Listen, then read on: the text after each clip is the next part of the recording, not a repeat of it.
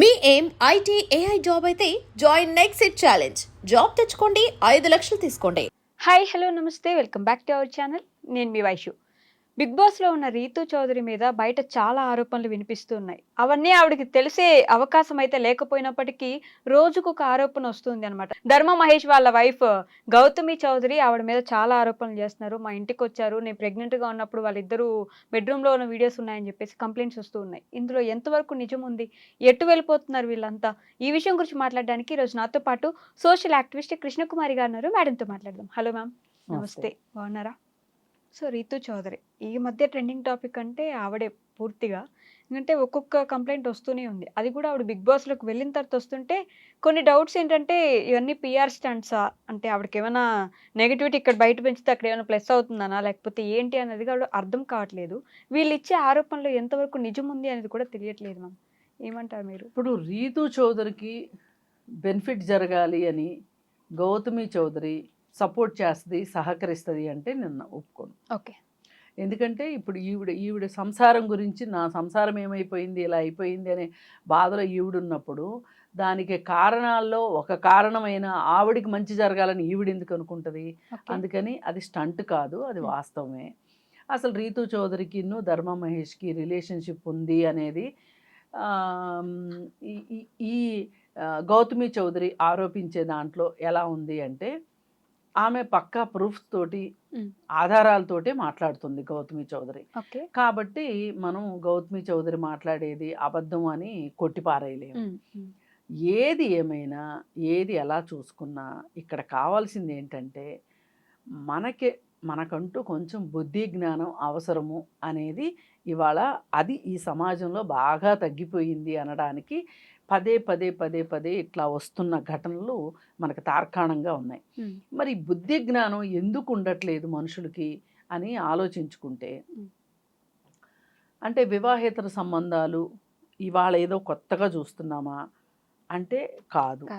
పెళ్ళి ఎప్పుడైతే ఉందో వివాహ సంబంధాలు ఎప్పటి నుంచి ఉన్నాయో వివాహేతర సంబంధాలు కూడా అప్పటి నుంచే ఉన్నాయి. కాకపోతే ఒకప్పుడు ఏంటి అంటే కనిపించి కనిపించినట్లుగా, వినిపించి వినిపించినట్లుగా, చూసి చూడనట్లుగా ఉండేవి. ఈ మధ్య కాలంలో బాగా బరితెగించిపోతున్నారు మనుషులు. ఎందుకంటే వాళ్ళ రిలేషన్స్ని వాళ్ళు దాచుకోవాలని ఎవరు అనుకోవట్లే. వాళ్ళేంటో మమ్మల్ని జనాలు ఏమనుకుంటారనేది వేరే విషయం. మేము ఎలా ఉండాలనుకుంటామో అలా ఉంటాము, మేము ఎలా ఉన్నామో చెప్పే హక్కు మాకుంది అని చెప్పి చాలా స్వేచ్ఛా స్వాతంత్రాలతోటి ఉంటున్నారు.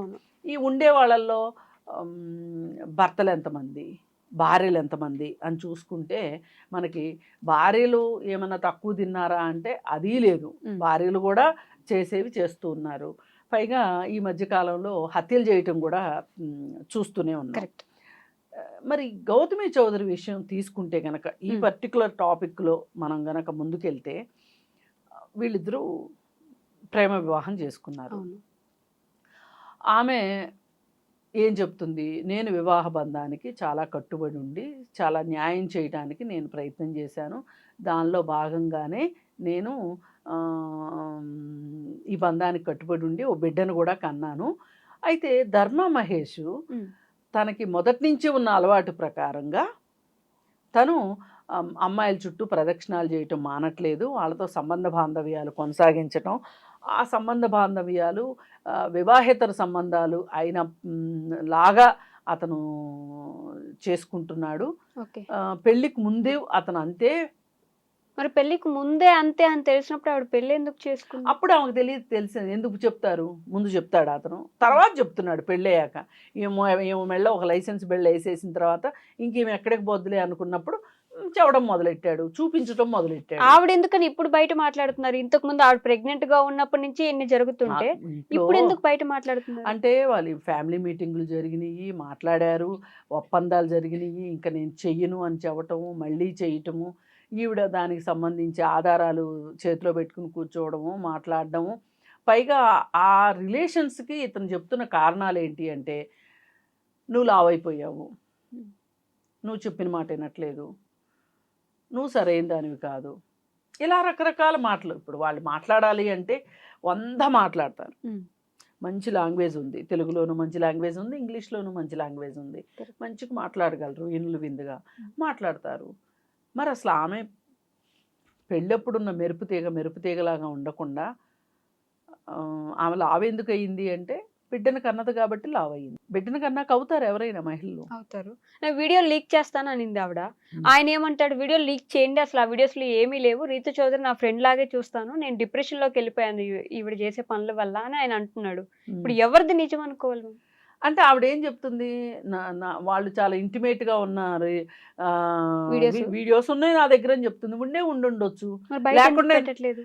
ఆమె ఏం చెప్తుంది, సమయం వచ్చినప్పుడు బయట పెడతానంటుంది. ఇప్పుడు ఈ రీతు చౌదరి ఈమె మీడియాలోకి వచ్చిన దగ్గర నుంచి అంటూనే ఉంది, నా దగ్గర ఆధారాలు ఉన్నాయి, నేను సమయం వచ్చినప్పుడు బయట పెడతాను అని. కానీ ఇట్లాంటి బతుకంతా బజార్ను పడకుండా ఉండాలి అనుకుంటే ఇలాంటి మాటలకైనా భయపడి అతను దారికి వస్తాడేమో అనుకుంది. అయినా అతను దారికి రావట్లేదు. దాంతో ఇంకా ఆమెకు తప్పలేదు ఇవన్నీ మాట్లాడక. ఇప్పుడు మొన్న కూడా చెప్తూ ఉంది కదా, నేను ఒక ఆడపిల్లని, నాకంటూ పరువు విలువ ఏంటో నాకు తెలుసు, ఇంకొక ఆడపిల్ల పరువు తీయటం నాకు ఇష్టం లేక నేను ఆ వీడియోలు బయట పెట్టట్లేదు అని చెప్తుంది. ఓకే, ఏది ఏమైనా ఇవాళ చాలామంది ఏమంటున్నారంటే అసలు మీడియాకి ఎందుకు వచ్చింది ఈవిడ, పోలీస్ స్టేషన్కి వెళ్ళొచ్చు కదా, కోర్టుకి వెళ్ళొచ్చు కదా. పోలీస్ స్టేషన్కి వెళ్తే ఏం జరుగుతుంది, కౌన్సిలింగ్ ఇస్తారు. కౌన్సిలింగ్లో మారతాడా? ఆల్రెడీ ఓసారి పోలీస్ స్టేషన్కి వెళ్ళారు, కౌన్సిలింగ్లో నేను మారను, నేను ఇంతే అని చెప్పొచ్చాడు పెద్ద మనిషి. ధర్మ మహేష్ గారి ఫాదర్ కూడా ఇంటర్వ్యూస్ ఇస్తున్నారు ఇప్పుడు కూర్చోబెట్టి, నేను ఈ పెళ్ళే వద్దన్నాను అయినా చేసుకున్నాడు మా వాడు అన్నట్టు. ఏదో వాళ్ళ అబ్బాయికి అన్యాయం జరిగినట్టు మాట్లాడుతున్నాడు ఆయన. సరే, ఏది ఏమైనా అన్యాయం జరిగింది ఎవరికో అర్థమవుతుంది. మీ అబ్బాయి అయితే పైలా పచ్చీస్గా బాగానే తిరుగుతున్నాడు. మరి ఈ అమ్మాయి ఓ పక్కన బిడ్డను కానీ లావైపోయి లావయ్యావు అని మాట్లాడిన దానికి డిప్రెషన్లోకి వెళ్ళిపోయి ఆమె నానా బాధలు పడింది ఆ అమ్మాయి. ఆయన కూడా డిప్రెషన్లోకి వెళ్ళాడంట, వాళ్ళ కొడుకును కూడా చూడనివ్వట్లేదంట, నష్టపరిహారం చెల్లిస్తేనే కొడుకుని చూపిస్తామంటున్నారు, నా కొడుకుని ఎందుకు దీంట్లోకి లాక్కొస్తున్నారు నాకు అర్థం కావట్లేదు. అవును, మరి అంత కొడుకు మీద ప్రేమ ఉన్నోడు ఆ బంధానికి ఎందుకు విలువ ఇవ్వలేదు? ఇప్పుడు నీకు కొడుకుని చూసుకోవాలనిపిస్తుంది, భార్య లేకుండా నీ కొడుకు ఎక్కడి నుంచి వచ్చాడు? భార్యని భార్యలాగా చూస్తే అసలు ఈ పేచీ వచ్చేది కాదు కదా. అంటే ఒక భార్యని గర్ల్ ఫ్రెండ్లో చూసుకున్నావు, మరి కొడుకుని చూసుకోలేకపోయావు కదా. ఇదే జీవితం అంటే.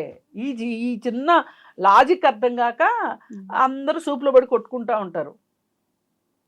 ఇప్పుడు ఈమె లావైపోయింది అని చెప్పి అందం వేరే చోట ఎత్తుకున్నాడంట ఆయన. జస్ట్ లావైపోయిందనే ఇంకొక దగ్గరికి వెళ్ళిపోవాలని ఆలోచించాడంట. అదే చెప్తుంది ఆ అమ్మాయి. మరి అలాంటప్పుడు చాలా మంది ఇప్పుడు స్టేట్ హోమ్లోకి వెళ్తే బోల్డ్ మంది అబ్బాయిలు పిల్లలు దొరుకుతారు, ఆడపిల్లలు మగ పిల్లలు బోల్డ్ మంది, కనీసం రోడ్ల మీద పడేసిన పిల్లలందరూ అక్కడ ఉంటారు. ఆడికి వెళ్తే బోల్డ్ మంది, వాళ్ళల్లో కొడుకుని చూసుకోవచ్చుగా, మరి చూసుకోలేదు. అది కుదరదు మాకు. రక్త సంబంధం. అదే రక్త సంబంధం. వేరే వాళ్ళకన్నా పిల్ల అయితే ఏ కష్టాలైనా పడవచ్చు, ఏ ఏడుపులైనా ఏడవచ్చు, ఏదైనా ఒకటి. పోలీస్ స్టేషన్కి ఎందుకు వెళ్ళలేదు అంటే పోలీస్ స్టేషన్కి వెళ్తే ఇదే స్టోరీ. ఇప్పుడు కోర్టుకి వెళ్తుంది కేసు, పోనీ అనుకుందాం కోర్టులో ఏం తెలుస్తారు? వీళ్ళందరి ధీమా ఏంటి అసలు? వివాహేతర సంబంధాలు తప్పు కాదు అని సుప్రీంకోర్టు తీర్పు ఇచ్చింది అని చెప్తున్నారు. ఆ తీర్పులో మీరు ఎంతవరకు మీకు ఆ తీర్పు అర్థమైంది? నేను నెత్తినోరు కొట్టుకుని చెప్తున్నా, ఎన్ని వీడియోల్లోనో చెప్పాను, బాబు వివాహేతర సంబంధాలు తప్పు కాదు అన్నది ఎవరి విషయంలో అయితే, ఇద్దరు మేజర్లు వివాహేతర సంబంధం పెట్టుకున్న తప్పు కాదు అని చెప్తున్నారు. కానీ ఆ ఇద్దరు భార్యాభర్తలు అయితే అది కుదరదమ్మా. ఒకవేళ కుదురుద్ది అంటే కూడా రెండో వాళ్ళకి ఇష్టమైతేనే అది కుదురుతుంది. ఆ భార్యకి ఊరు ఇష్టమైతే ఓకే చలో, కానీ భార్యకి ఇష్టం లేదు, భార్య అభ్యంతరం చెప్పింది, ఇది నాకు క్రూయల్టీ అనిపించింది, మీరు క్రిమినల్ కేసు పెట్టచ్చు. పెట్టింది అనుకోండి, ఏంటి అప్పుడే పురాణాలు మర్చిపోయారా మీరు? సతీ సుమత ఏం చేసింది? మొగుడిని తట్టలో ఎత్తుకుని మరీ తిప్పింది. మీకేం పోయే కాలం వచ్చింది? ఏం భర్త వేరే వాళ్ళతో సంబంధం పెట్టుకున్నంత మాత్రాన మీకు ఇంత నొప్పి అయిపోయిందా? ఇంత గందరగోళం చేస్తారా? ఇంత హడావుడి చేస్తారా? అంటే ఏంటి యాక్సెప్ట్ చేసి చెయ్యాలి. బుజ్జి కన్నా ఆ, ఎల్లమ్మా ఎల్లు నీ ఇష్టం అని ఆమె సెంటు కొట్టి పంపించాలి వాళ్ళకి. అప్పుడు ఆమె మంచిది, ప్రతిభత, శిరోమణి. అందుకని కానీ ఇప్పటిదాకా రాకుండా ఇప్పుడు సడన్ గా వస్తే ఉమ్, ఏంటి దాని వెనుకున్న కారణం అనే ఒక డౌట్ అయితే ఆమె వస్తుంది కదా. ఎప్పటి నుంచో మాట్లాడుతుందండి. ఉమ్. ఆమె ఎప్పటి నుంచో మాట్లాడుతుంది, విసిగిపోయింది, ఫ్యామిలీలో విసిగిపోయి మాట్లాడుతుంది. ఇప్పుడు నేను ఏదో వీడియో చేస్తే ఆమె గురించే కింద కామెంట్, ఉమ్. అసలు ఇట్లాంటి విషయాలు మీడియాలో మాట్లాడకూడదు, చట్టం తీసుకురావాలంట ఒక ఆయన సలహా చెప్తున్నాడు.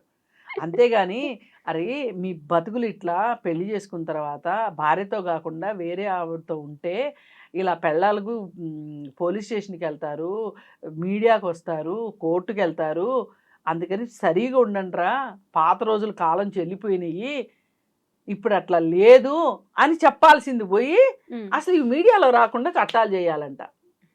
అంటే మనం ఎలా ఎక్కడి దాకా వెళ్ళి ఎంత మొద్దుబారిపోతున్నామంటే రోజు రోజుకి ఏ విషయాన్ని చట్టం చేయాలి, ఉమ్. ఏ విషయాన్ని చట్టం చేయకూడదు. ఆ ఒక్క ముదనష్టపు తీర్పు ఏదైతే ఉందో, ఆ సుప్రీంకోర్టులో వచ్చిన తీర్పు పట్టుకుని ప్రతి వాడు వెంపల చెట్టుకు నిచ్చెనలేసి మాట్లాడుతున్నారు. ఉమ్. ఇది కాదమ్మా, ఇది ఇది ఇది ఇది కరెక్ట్ కాదు. ఇప్పుడు ఆయన చేశాడని ఆవిడ చేసిందని ఆయన చేసి ఈ మధ్యలో ఇంకెవరో వచ్చి వీళ్ళని హత్యలు చేసి ఈ మొత్తంలో ఈ పిల్లలు ఏమైపోవాలి? ఆ ఏదో పిల్లోడికే కదా ఎప్పుడు బాధ, ఈ తల్లిదండ్రులు ఇట్లా చేస్తే ఆ పిల్లోడే ఆ అన్యాయం అయిపోతాడు. పిల్లోడికి ఎంత బాధ ఉంటుంది. ఉమ్. అవును కరెక్టే. ఆమె నా సంగతి ఏంటో తేల్చి నువ్వు రితు చౌదరి దగ్గరికి వెళ్తావో, ఇంకో పద్దు దగ్గరికి వెళ్తావో, ఎవరి దగ్గరికన్నా వెళ్ళు, నా సంగతి ఏంటో తేల్చమంది. అంటే మనీ కోసం అమ్మా. ఏ మనీ ఎందుకు అడగకూడదమ్మా? ఉమ్. మనీ ఎందుకు అడగకూడదు? ఇప్పుడు ఒక అబ్బాయి పెళ్లి చేసుకుని భర్త అయిన తర్వాత అతని జీవితంలో పెద్దగా మార్పులు రావు, కానీ భార్యల జీవితాల్లో ఎంత మార్పు వస్తుంది? చేసే ఉద్యోగం మానిపిస్తారు ఒక్కొక్కసారి కుటుంబ అవసరాల దృష్ట్యా. ప్రమోషన్ వస్తే ప్రమోషన్ వద్దంటారు, పిల్లలు చిన్నపిల్లలు అంటారు. పిల్లలు ఏ 10వ తరగతిలోనూ ఉంటే అమ్మో ఇదే క్రూషియల్ పీరియడ్, నువ్వు ప్రమోషన్ తీసుకోవద్దు, ప్రమోషన్ తీసుకుంటే వేరే ఊరు వెళ్ళాల్సి వస్తుంది అంటారు. కానీ మగవాళ్ళు ఎక్కడా ఆగరు. బాంబే అంటే బాంబే వెళ్తారు, ఢిల్లీ అంటే ఢిల్లీ వెళ్తారు, ఆన్ సైట్లో వేరే దేశం కూడా వెళ్తారు. వాళ్ళ జీవితాల్లో పెద్దగా మార్పులు రావు. వాళ్ళు ఏం పిల్లల్ని కనరు, కనకపోయినా బాణపట్లు వస్తాయి. ఆ మొగుళ్ళని మట్టుకు వీళ్ళు భరించాలి ఆడోళ్ళు, కానీ ఆడోళ్ళు పిల్లలు పుట్టాక లావు అయితే మట్టుకు మేము భరించలేమంటారు. ఏం న్యాయం ఇది అసలు? అందుకని ఇన్ని కోల్పోయిన మహిళలు డబ్బులు అడిగి. భరణం అడగటంలో తప్పేంటి? తప్పే కాదు నన్ను అడిగితే. ఉమ్. అలిమును కోసమే పెళ్లిళ్ళు చేసుకుంటున్న ఆడవాళ్ళు ఉన్నారని ఈ మధ్య కామెంట్. అవును, ఈ మధ్య అంటున్నారు, చాలా కామెంట్లు వస్తున్నాయి. నేను కాదనట్లు, అలా చేస్తున్న వాళ్ళు కూడా కొంతమంది ఉన్నారు. మేల్ యాక్టివిస్ట్ అయితే చెప్పేస్తున్నాడు, ఓ 7 పెళ్ళిళ్ళు చేసుకుందంట ఒక ఆమె అల్మినీ కోసం అని. అంత ఈజీగా కోర్టుల్లో అల్మినీ ఇచ్చేసేస్తే అంత లేదు. ఇప్పటికీ కోర్టు, ఫ్యామిలీ కోర్టుకి వెళ్ళి చూస్తే గనక అక్కడ ఎంతమంది పడిగాపులు పడుతుంటారో. 2000 మెయింటెనెన్స్ మంజూరు చేస్తే కోర్టు ఆడ 500 600 ఇస్తానని కూర్చొని అసలు అవి కూడా ఇవ్వను అంటే ఇవ్వట్లేదు మొర్రో అని మళ్ళీ కోర్టు దగ్గరికి వస్తారు. ఎన్ని ఉన్నాయి రియాలిటీస్ అవి. నేను రియాలిటీస్ చెప్తున్నా, నేను ఎక్కడో ఊహల్లోనో భ్రమల్లోనో లేను. వాళ్ళకి అడిగే హక్కు ఉంది. ఇప్పుడు ఒకటండి, అల్మినీ ఇవ్వద్దు, ఓకే. మీరు పెళ్ళి ముందు ఈ మెరుపు తీగ ఎలా ఉందో ఆ మెరుపు తీగను చేసి ఇవ్వండి. పెళ్ళికి ముందు మనిషిని చేసి ఇవ్వండి. ఓ సినిమాలో ఒక ఆమె ఒక హీరోయిన్ లాగే అడిగితే ఓ నవ్వేశారు జనాలు. నేను ఇది వాస్తవం. మరి నువ్వైతే అలాగే ఉన్నావు కదా, మరి ఆమెకు కూడా అలాగే ఉండే హక్కు లేదా? ఉంది కదా. అందుకని ఆమె అల్మినీ అడిగే దాంట్లో తప్పే లేదు. అదే రీతు చౌదరి మీద వస్తున్న ఆరోపణలో నిజమెంతుంది మ్యామ్? ఇప్పుడు ఆవిడ నా దగ్గర ఆధారాలు ఉన్నాయి అంటుంది. ఒకవేళ నిజంగా ఆమె ఆధారాలు చూపించలేకపోయింది అనుకోండి గౌతమి చౌదరి, రేపు రీతి చౌదరి ఉన్న 100 సంవత్సరాలు అక్కడే ఉండి తపస్సు చేస్తా ఏంటి?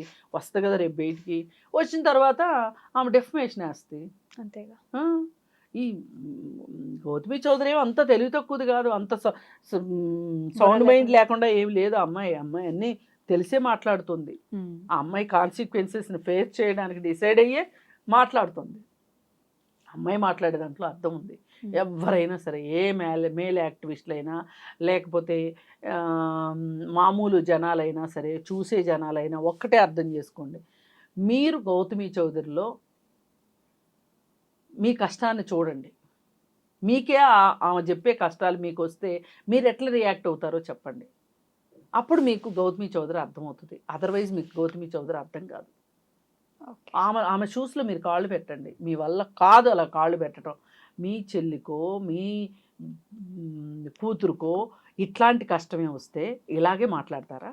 మాట్లాడరు కదా. న్యాయం కోసం ఉండాలంటారు పోరాడతారు కదా, కదా. అవును. పోరాడతారు కదా. అది కోర్టు ద్వారానా లేకపోతే పెద్ద మనుషుల సమక్షంలోనా లేకపోతే మీడియా ద్వారానా? ఏదైనా. ఇప్పుడు వీళ్ళు మీడియా మనుషులు సెలబ్రిటీస్ కాబట్టి మీడియాకి వచ్చారు. ఉమ్. సెలబ్రిటీలు కాని వాళ్ళు కూడా అప్పుడప్పుడు మీడియాలోకి వస్తున్నారు. అవును. అది మీడియాకి వచ్చి ఏం సాధించారు అంటే నేను రావద్దని నేనైతే చెప్పలేను. ఏం సాధించారు అంటే నేను చెప్పలేను, కానీ వచ్చే హక్కు మట్టుకు ఉంది ఉంది. ఉంది. ఇప్పుడు అలా అనుకుంటే మీడియాలోనే రావద్దు అనుకుంటే పేపర్లో కూడా రిపోర్టింగ్ అవ్వకూడదు. ఉమ్.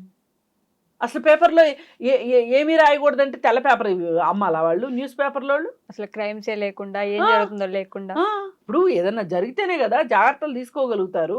అందుకని ఏంటంటే ఏది ఏమైనప్పటికీ గౌతమి చౌదరి ఇంకొంచెం సంయమనంతో ఈ సమస్యను పరిష్కారం చేసుకోవాలని ఆమె అనుకుంటున్నట్లుగా ఆమెకి ఇంక భర్తతో ఉండే ఉద్దేశం ఉందని నేనైతే అనుకోవట్లేదు.